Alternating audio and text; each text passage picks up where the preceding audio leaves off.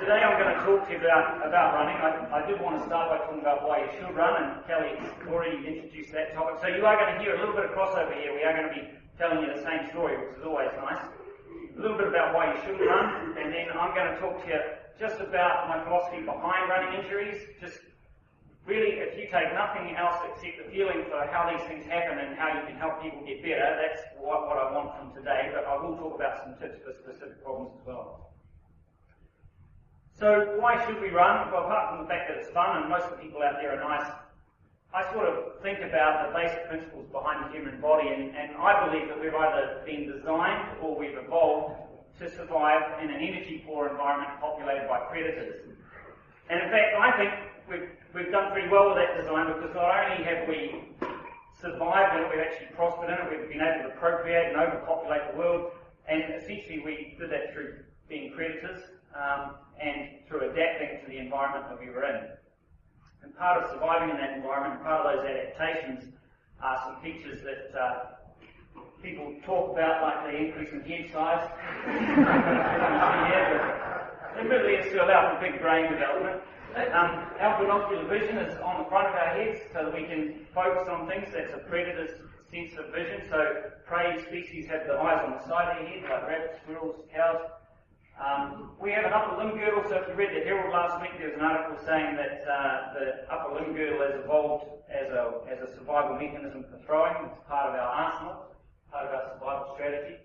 And we also have this bipedal gait that puts us in an erect posture, so our front limbs aren't on the ground anymore. And one of the advantages of that is it puts our head up higher, so we can see further into the distance. We can see over the horizon, we can see the polar bear or the saber-toothed tiger earlier, and that means we can start running away from it earlier, or we might see opportunities we want to run towards. But essentially, we can change the space between us and them and make it less likely that we're going to end up being eaten. But another part of that adaptation process is that every tissue in our body adapts to the load that we put it under. And we've known about that for a long time. Wilkes' law dictates the way bone adapts to stress. You can sort of see, if you use your imagination, the lines, the trabecular lines that course through the femoral neck running up into the hip, so that's responding to the lines of force going through it. And pretty much every tissue in our body does this. So muscle does it, if you put enough load through it, you grow it up, and skin does it as well. I guess the important thing to just mention while we're talking about this is that if you stop loading tissues, they adapt as well. It's wasteful. There's no point in putting energy into maintaining big muscle bulk, or maintaining high bone density, or maintaining thick callus on your skin if you don't need to. If you're not going to need it, you don't waste energy making it. So if you go to bed, your bone density will drop off over time. If we immobilise you, your muscles will waste away. You've all seen it. Joints become unhappy if you immobilise them as well. But movement helps a lot of other structures and systems and organ systems as well. So obviously exercising is good for your heart. Interestingly, with the lungs, exercise actually increases your diffusion capacity, so it increases your ability to exchange gas across from the atmosphere into your blood in both directions, so oxygen and carbon dioxide. Movement helps with your bowel motility, so kids with cystic fibrosis, where they're having problems with the exchange of electrolytes across the surface of their bowel, and often end up with problems related to constipation. Exercise is part of their health prescription, so that's how we keep them moving, if you know what I mean by keeping them moving. And then the brain, which was interesting. I was reading this book a little while ago, and the brain rules, and it talks about rules, and you want to guess what the first rule is? Rule number 1, exercise boosts brain power. And so they talk a lot about how, again, it comes back to evolution, about how, as hunter-gatherers, we had to cover a lot of distance to get the sustenance that we needed. So males would be covering 10 to 20 kilometres in a day gathering food for survival, and females would be doing about half that. Because they had other duties as well, obviously, and we're more expendable, so you can send us out where the predators hang out. So why run? Well, basically, what we've been talking about before, adaptations relate to exercise, and you can get exercise in lots of different ways, but why would you choose to run? What's so good about running? My argument is that bang for your buck, there's nothing like it. All you need is yourself and a pair of shoes, and you can be anywhere in the world, go out and see a bit of the scenery and have a good time, and your exercise is done, and you've had your little fix, and your sanity's back again. You can do it pretty much anywhere in the world, but there are some places, like when I was in Papua New Guinea, you either had an armed guard or you just ran on the treadmill, and that's alright for short periods of time, I guess. And then the other thing is, Kelly mentioned, is that at the moment there is a bit of discussion about whether it's even important to have the shoes with you when you go, but again, I quite like the protection that you get from the shoes. And then, as Kelly's talked about, why wouldn't you run? Well, yeah, I mean, up to 79%, some papers lower, obviously lower, but honestly, if you look at most of the series, it's around 2/3 to 3/4 of the runners report having had an injury in the last year that affected their ability to continue their training, that made them modify their training. This paper by Van Mechelen is probably the one I like because it sort of is looking at runners like me. So that's how I judge things. If you're as old as me, you're good. If you're younger than me, you're young. If you're older than me, you're old. So sorry about that, Barry. But so this was a paper looking at recreational runners who run regularly and occasionally have a longer event or race. And so you can see that their rate up to 12%, 12 injuries per 1,000 hours. That's a lot of 1,000 hours is a lot of running if you think about it. But if you say it's 12 per 1,000 is just over 1 injury per 100 hours, then that's an injury a year for me. So. But again, as Kelly mentioned, most of them are overused. Most of them have an element of recurrence to them. And I guess one of the things that I'd say that indicates to me is that usually there isn't actually a magical cure for these problems. You can't just say, here, take this pill and you'll be fine tomorrow, away you go again. Most of these problems are things that people are going to have to be managing because a lot of them relate to the load. And I'll talk a little bit about that in a second, but before we get into the meat of the talk, I just wanted to talk a little bit about acute injuries because they're not the most common injury, but they definitely do happen. They tend to happen when you're being polite to other people, so stepping off the curb and onto the berm, that's a very common story in the clinic. So don't be polite to people. But I guess you can't really do too much to predict or prevent them. A little more likely to happen when you're running on uneven ground and bad visibility, so in the evenings and mornings like we're running in these days where it's the middle of winter, you just need to pay a little more attention to it. It's easier when you can see where you're putting your feet. And although these injuries are annoying and they certainly slow you down, they're not going to really mess you up like being hit by a car would. And in New Zealand, 3/4 of the car versus runner injuries are caused by the runner. And so I just think you need to go back to evolution and get your head up so you can see further over the horizon and see that danger coming. So keep your head up and be alert. There's predators everywhere. See the analogy there. If you're going to use headphones, just have one headphone in, one earphone in. So this is my favourite headphone here. It only has one, clips on nicely, and you can have your other ear helping you out. And if you're running in the mornings or the evenings in winter, be visible. And the reason I really encourage people to be visible is that, as I said, 3/4 of these are caused by the runner. So if the driver sees you before you do something stupid, he's much less likely to run you over than if he sees you as he's running you over. So it's just that early warning system. And just remember that 1/4 of the injuries aren't caused by you doing something silly. So if the driver sees you before he does something stupid, it's probably in your benefit as well. So it's just a little tip, be seen, be safe, and just expect the unexpected.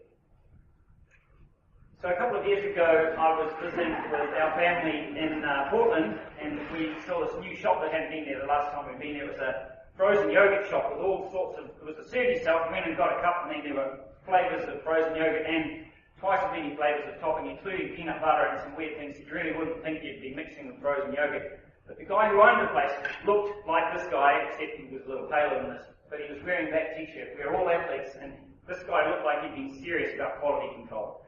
So he'd sampled everything in the shop, and he had this t-shirt on. And I guess the thing that makes me think is that we really are all athletes, but we are all in different states of training. Okay,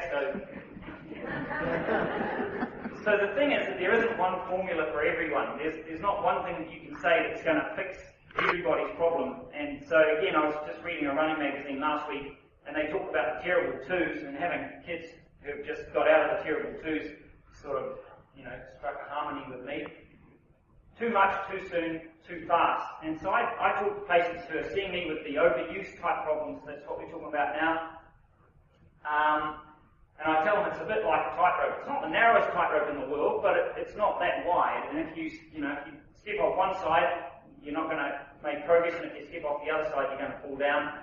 Maybe it's like a road, and on one side there's a big mud lake, and on the other side there's this molten lava, and you sort of drift off to the left, and you end up getting sluggish, and if you step off the other side, you crash and burn. It's a set of scales. You have to balance it. You have to balance the good stuff with the bad stuff, and I'll talk to you a little bit about how to do that in a second. Another way that I explain load, recovery, injury, and getting people back up to speed again is that I tell people that there is a line of healing. Everybody's got a line at which they have their perfect speed of recovery from any kind of injury. And the problem is that everybody's line is different, and nobody knows where their line is. And if you stay below the line, you're not going to hurt yourself.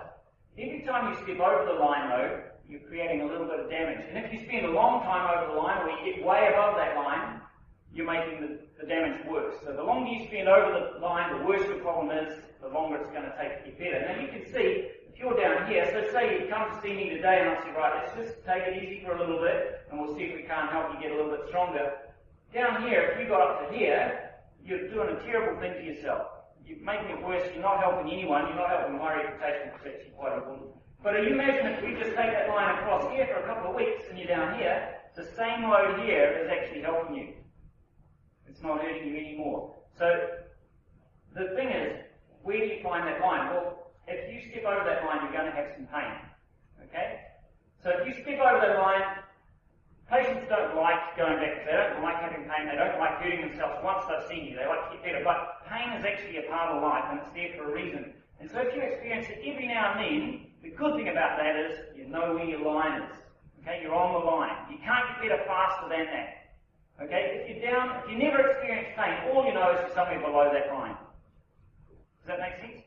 Now, some people's lines are like that, straight up there. And I've had a couple of patients who, just very memorable because they've had these tibial stress fractures, and then 4 weeks later they're running and playing professional sport, and you can't understand how they can do that. And these other people who have allergies to sunlight and all sorts of other things, their line's way down here, and so they take 3 or 4 times as long to get back to the same level as these other guys have. And so we call those people have crystal protoplasm. It's a phrase that I've borrowed from a student.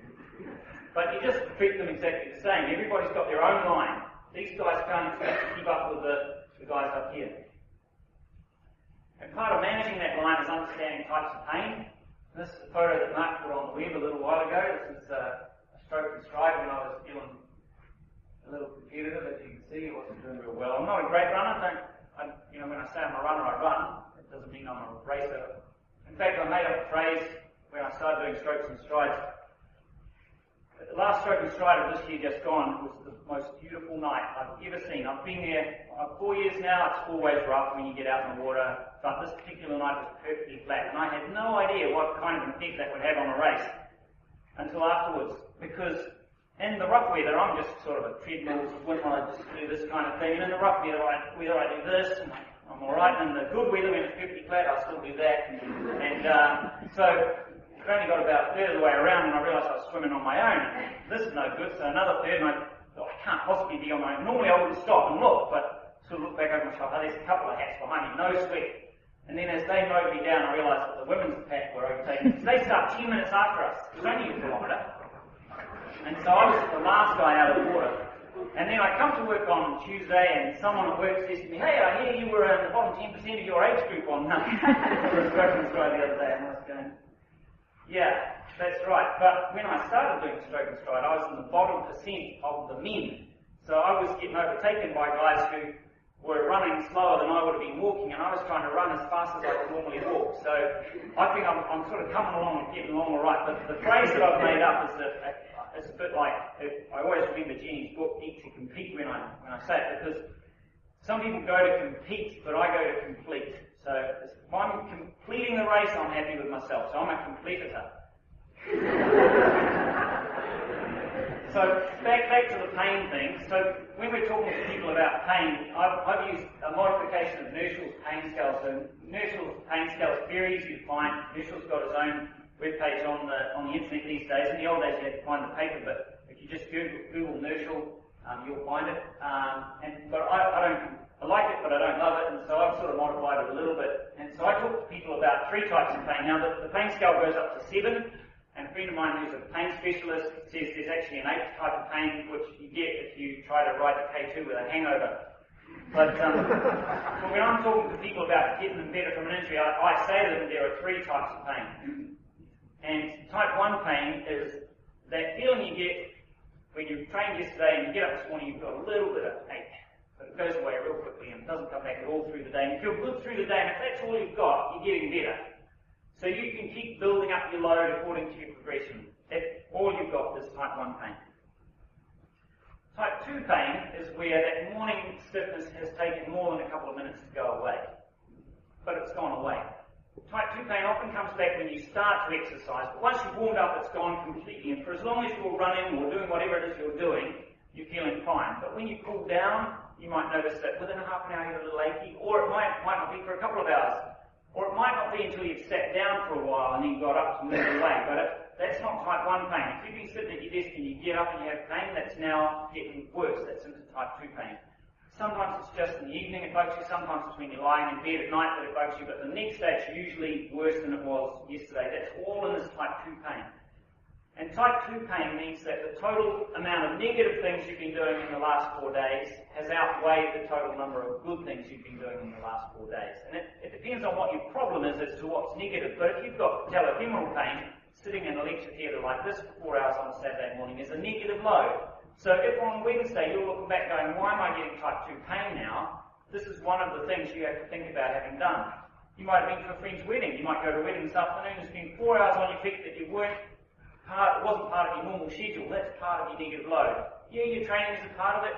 Maybe you did some speed work, or you went for a run with your 2 mates at lunchtime on Friday and your kneecaps were starting to hurt at the 2 kilometre mark, but you didn't feel you could say anything about it, so you keep on going. You know, it's all sorts of those little things that you have to add up when you're thinking about that type 2 pain. And you've got to plan your next 4 days so that you're doing more good stuff and less bad stuff. And sometimes the good stuff is getting on a bike and spinning instead of running. Sometimes it's cross-training. So instead of running every second day, maybe you act the job for one of those runs.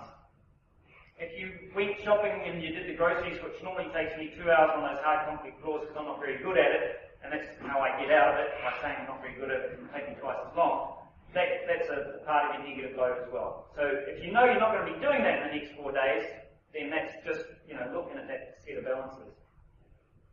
So type 3 pain is a bit like type 2 pain. It can be there in the morning, it warms up, it comes back when you start to exercise, but it goes away completely for a period of time. But while you're still exercising, it starts to hurt again.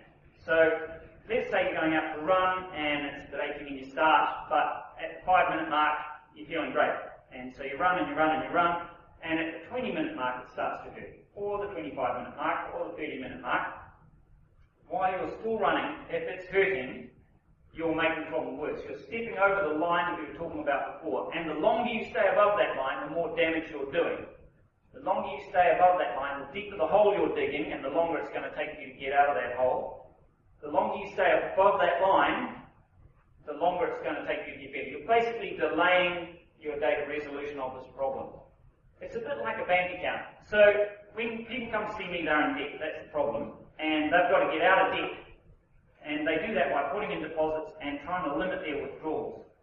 Now, every now and then, you might want to make a withdrawal that's going to put you deeper into debt. And that's okay as long as you understand you have to pay that off. But you don't buy a brand new BMW every weekend, because if you do, you'll probably get 3, or maybe only 2, before the bank manager rings you up and says that you need to sort of come in and have a little chat about your Visa card and whether or not you want to keep your custom with them at all. So you've got to get yourself enough credit in the bank account so that those withdrawals aren't putting you into debt. And so you've got to be very serious about managing these types of pain. And then type 4 pain, now I know I said I'd tell the patients there's 3 types of pain, that's because that's all they should be paying attention to, but I do tell them there's a 4th type of pain. And type 4 pain is pain there at the start and it doesn't warm up. So if you haven't got rid of that pain within 5 minutes of warming up, you shouldn't be out there doing anything. And type 4 pain is an indicator that you're stepping over that line before you start, or at the start. Now, I may not have mentioned it before, but if people are doing a rehab program and they step over that line every now and then, that's okay. So what does every now and then mean? For most people, stepping over it once a week, they will still make progress. But for some people, like people down here, if they step over that line down here, it's going to take them 2 weeks before they're good enough to start building the load up again. Okay? So if you've got type 3 pain here and you're a normal person and you're doing well, I don't mind you finding that type 3 pain once a week. I call type 3 pain ceiling pain. Once you hit the ceiling, you've got to stay under it for a week. Okay? If you get above the ceiling, you're damaging stuff.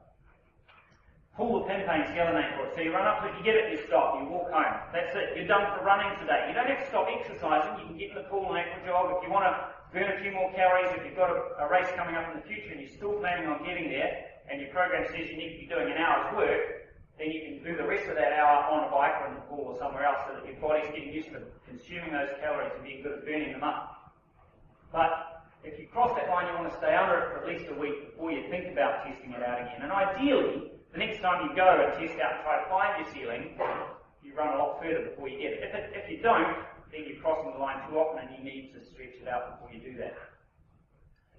So with type 4 pain, you're over that line at the start. So with type 4 pain, you don't even run for 2 weeks. You can do something else. You can get on a bike, you can aqua jog. I'm a fan of aqua jog. And if people can't listen to type 4 pain, I can't help them. There's no point them coming back to me because they're not looking for help. They don't want the help of a physician. They're looking for the help of a magician. So running should be a whole body experience. And again, as you already have probably picked up, I'm a sort of a bit of an evolutionist. So I think about what it takes to escape from saber-toothed tigers. And I imagine I'm running up a slope of loose metal, trying to get away from something that's got longer teeth than I have. And so what am I going to do? I'm going to be getting my toes down into the ground to try and give me as much traction as I can. So I am a big believer in getting the toes working when you're running. I'm going to be pumping my arms. I didn't put it on the slide, but I think using your arms is an important part of running. Running is a whole body experience, and your arms, particularly when you're going uphill, can give you a little bit of a surge, and when you're running downhill, they can be a little bit of a shock absorber for you as well. The other thing that I'm probably going to do is I'm going to shorten up my stride a little bit. I'm going to try and get up there as quickly as I can, really. But I guess these other things, stepping lightly, that's not really about escaping a saber-toothed tiger. That's about being able to keep running for a long period of time. And this last little bit here about using your muscles is because every tissue needs to adapt and needs to heal. And muscles have got a great blood supply, so their ability to adapt is great compared to cartilage. So if you can do your shock absorbing with your muscle, you can spare your other tissues. So nothing looks after a joint except the muscles around it. So when you're trying to get back and running after an injury, try to be using those muscles. Try to use the muscles to be your shock absorbers. So that is just bringing me through to my talking about a few of these little problems, and what I'm starting to peak and working my way up. So sesamoiditis, metatarsalgia, so pain at the metatarsal heads, plantar fasciitis, and then starting to get a little bit looser as the tib post tendon injuries and the insertional problems, even medial tibial stress pain and Achilles problems. Obviously, you still need to listen to your body. You still need to listen to the type of pain that you're experiencing. You need to be engaged in relative rest. You need to be engaged in cross-training. You need to be trying to sort out the things that Kelly was talking about before. Now, I've already said our bodies are naturally economical. We don't like wasting energy. And so if you've got a muscle that is used to being used and can run at 50% and still get you to move forward, and you've got another muscle that's basically become lazy because it doesn't need to work because the other one's working so well, and if you wanted to get it to work to the same level the other muscle's running at, you have to run it at 100%. You're not going to do that. That takes effort. You're going to keep using the economical muscle. You're going to keep being lazy, and you're going to keep your bad form going. So you actually do have to increase the strength and increase the strength endurance of the muscle that you want to be working so that it can run at 50% when you're running along economically. Because your body won't choose to waste energy. Your body will choose to be lazy. That's our natural instinct, is to harbour energy. We're designed to survive in an energy-poor environment. And the other thing is that if there's a muscle that is short, that has a short length, and it's pulling run in a bad way, no amount of strengthening the antagonist will change that. Okay? Because that short muscle doesn't use any energy to have its effect on you. It just rests and it's buggering you up. And so you have to focus on stretching that out. You have to fix your inflexibilities. Now, some people say, well, stretching doesn't really work. There's no evidence that it works. But there is very clear evidence that stretching makes people more flexible. And I had meant to talk to you about Cirque du Soleil, and I forgot to put that in here. But it doesn't take much time for Cirque du Soleil to realise that either there is a bunch of genetic tricks in there, or stretching works. But again, we see it time and time again in young people who get into martial arts, who get into the flexibility training and make gains in their flexibility. But the problem is people think that we're machines. People think that we're like the car. We just take that bit out and put a new bit in and away we go, we're right. Stretching is a type of exercise. It requires adaptation. It requires time to recover from it to get better at doing it. How does it work? So the big deal in changing a muscle and its tendon and the connective tissue around it is really in changing the muscle. And stretching increases the number of sarcomeres and the length of that muscle. And again, as I said before, we adapt to the situation we put ourselves in. So if we sustain stretches over time, just like if we sustain strength over time, we get a bigger muscle. If we sustain stretching over time, we adapt to that stretch by growing these sarcomeres into it. If we rest someone in a short position, they lose sarcomeres. They readapt to that loss of length by getting rid of sarcomeres so that the resting length of the muscle comes back to normal. So that the actin and the myosin are optimally overlapping. Not jammed up like this in a short position, that's no good to anyone. You can't contract any further from that. The only way around it is to get rid of some of those sarcomeres so you get back the normal amount of overlap. And so all I was saying is that stretching creates this adaptation, and because I was just for a split second I was going, where the hell have I gone with this? But the take-home message is that stretching is like strengthening, and it is like running.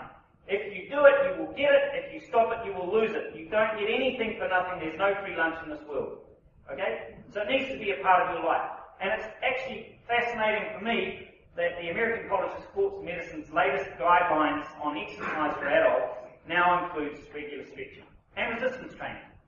So in the old days it was, you need to walk 5 days a week, 30 minutes at a time. That's it. See you next year sort of thing. So we need to be doing some lifting. We want to maintain our muscle bulk. We want to maintain our bone density. We need to be doing some hard work. We need to be doing some flexibility stuff. Maybe I'll talk about that when we come to arthritis. But anyway, so the one thing I would say with these problems is if you can get people to engage their toe flexors, you can help a lot of these things. So if you can get the flexor muscles working so the tips of the toes are taking load, every pound that goes through the tip of a toe is a pound less going through each of these sesamoids or each of these metatarsal head. So if you can get them to use their toe flexors when they're running, that will be useful to them. Plantar fasciitis, okay, it's just a long one. So here's your plantar fascia, and it carries on, and here's your windlass mechanism. So as you extend your toe, shortens the distance between the calcaneus and the metatarsal heads, raises the arch and makes it more stable, so you've got a strong lever arm for powering off when you run.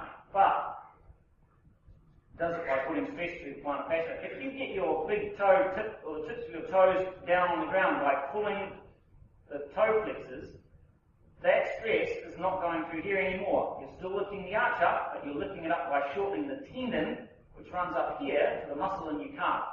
And muscles have got much better ability to adapt than the plantar fascia. So if you've got someone with plantar fascia pain, and you can get them to use their toe flexors, you can get them to lift their arch without putting tension in the plantar fascia. Okay, does that make sense? And so, because the toe flexors run up the inside of the calcaneus through here, they also help lift the inside of the arch. They help lift the medial aspect of the arch, and they help stiffen up the medial aspect of the arch. And that's where we're taking a little bit of load off the tib post.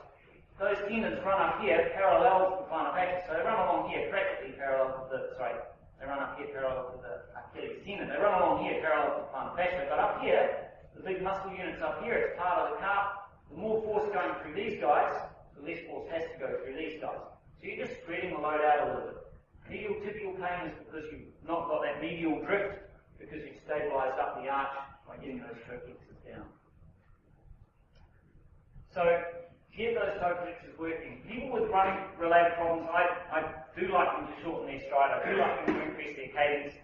I think having a blanket rule like 180, I know everybody should have heard it. It's the number that's been out there, but it's just like the wine of healing. Everybody's different. There isn't a perfect answer. There isn't a magic pill.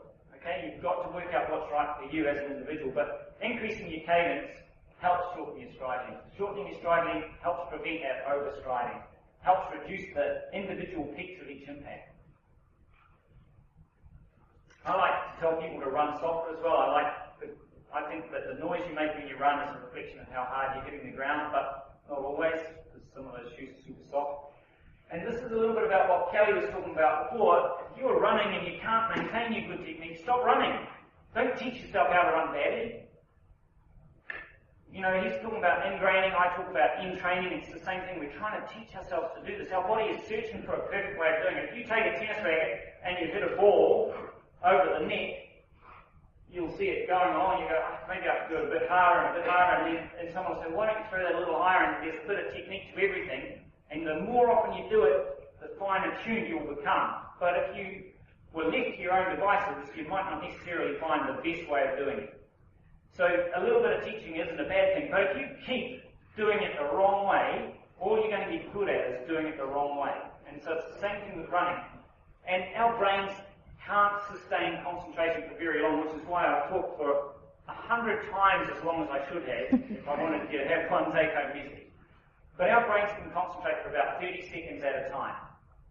And so if you want to teach someone to run properly, you have to really break it down. So if you are giving someone a walk-jog program where they're doing 2-minute intervals, for 90 seconds of that 2 minutes, they're thinking about peace, the cure for AIDS, cancer, or their girlfriends, or their boyfriends, or whatever else might be going on in the world at that time. They're not thinking about short stride, back straight, head up, and those types of things that you want them to be thinking about to have good form. So my favourite is the 30-second walk, 30-second jog. You jog or you run with your perfect form. You run at the pace you should be running at. It's not a plod. You're not practicing plodding. You're practicing running. So for that 30 seconds, you run as perfectly as you can, and then you stop. And if you need more than 30 seconds to recover, take more than 30 seconds to recover.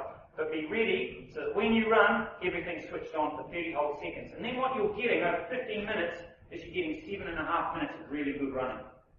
You're just doing it again and again and again. The program's being reinforced. Whereas if you just ran for 15 minutes, you get 30 seconds of really good running, and you get 14.5 minutes of sorting out the problems of the world. And there's nothing wrong with sorting out the problems of the world, but not when you're trying to get better at running. So it's just about sorting out what your current priority is. If you're looking for something else, you should go to Camp Patterson and get the tyre drag harness out, and he'll take you to the Whitford Forest there, and you can do 2.5 k's up and 2.5 k's back. It's good because it's low impact. It really strengthens the posterior chain, strengthens your core. You can't put a harness on your shoulders and drive yourself uphill without using your core. Be fair on, actually I can't push myself uphill anyway. So that's actually not something I do anymore. Only because I haven't had the opportunity. But it's a good combination of aerobic and anaerobic strengthening as well. So if you've got something else you're dealing with and you can't handle the impact, there are alternatives to the load. I did want to talk to you a little bit about knee cartilage. In fact, I wanted to talk to you about knee cartilage because I think it's important, and other cartilages can sort of apply the same rules, but the thing is that cartilage is a living structure. The cells are alive and they are adapting to the load that they're being put under, constantly trying to find a better way of managing that load. And the thing that really started me thinking about that was when I read one of the animal studies on immobilizing the hind leg of a dog for 6 weeks. And what happens in those dogs is that this is a healthy joint. The surface of one side of the articular cartilage starts to fuse itself with the other side of the articular cartilage because it's trying to find a way of living. It's constantly alert, it's looking for a way of working, and it's not being told which way is up and which way is down when it's immobilized. So it thinks, well, I don't need a plane here. I can be talking to those other guys over there. I can reach my hand out and be their friend, and we can find a way of getting together and making it last. And then, when you take the cast off, you have to break those things down if you want to get them moving again.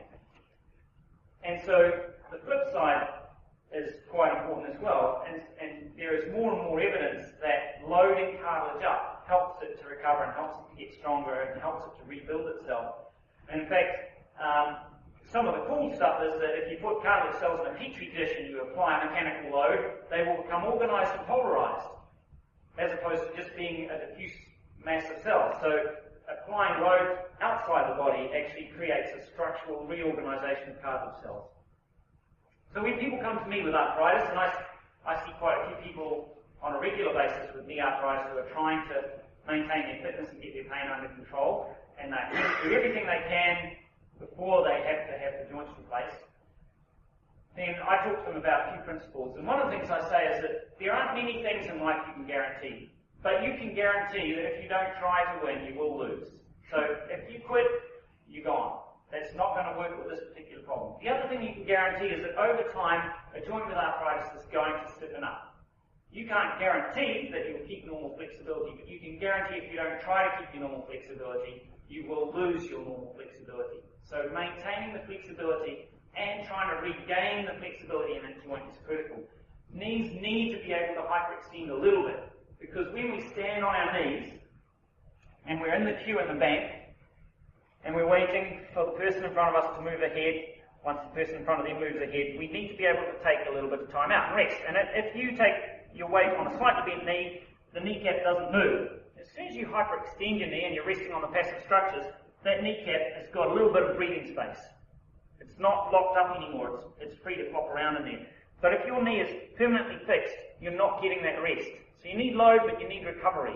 So I'm telling you that this knee needs joint weight-bearing load, and you're saying, well, why would I want to take load off it? Because it just needs to breathe every now and then. It needs to have a little bit of recovery. There's a set of scales that we need to balance, and guys with arthritis in their knees are biased towards losing that fight. So you want as many good things as you can.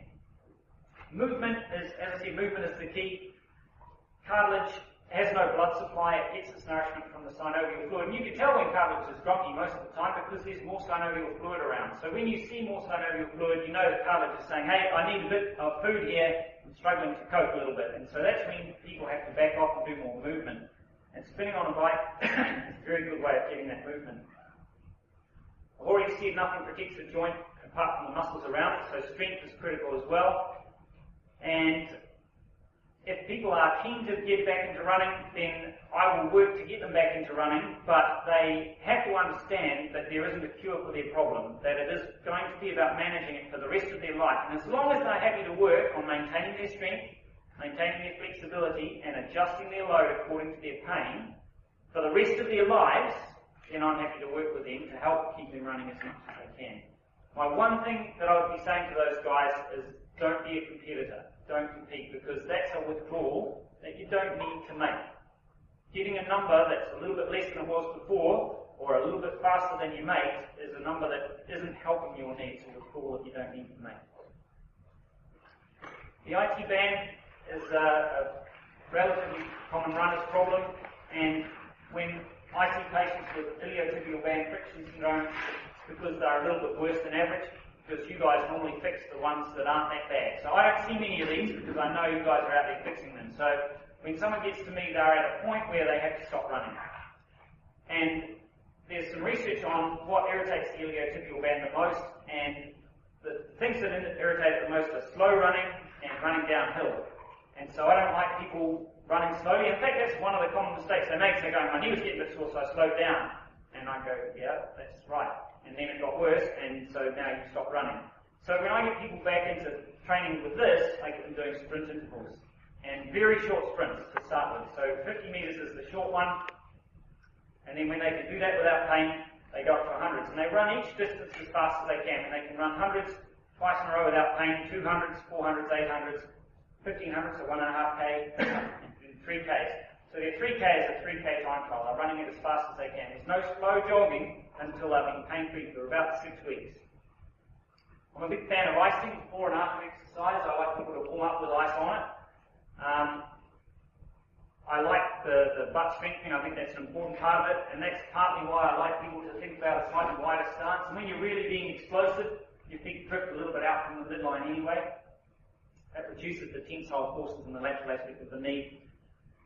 And then you do have to check things like shoes, because sometimes it's the shoe that's broken down, that's now causing something that was tolerable into something that's creating an injury. And the terrain. So if they're running a particular route because they're an excessive compulsive runner who has to have an eye-opener every morning before he gets on with his real life, and he runs the same way all the time, then you might want to check the camber of the road that he's running on. And I'm a big fan of getting hands-on to these people as well in terms of getting them better.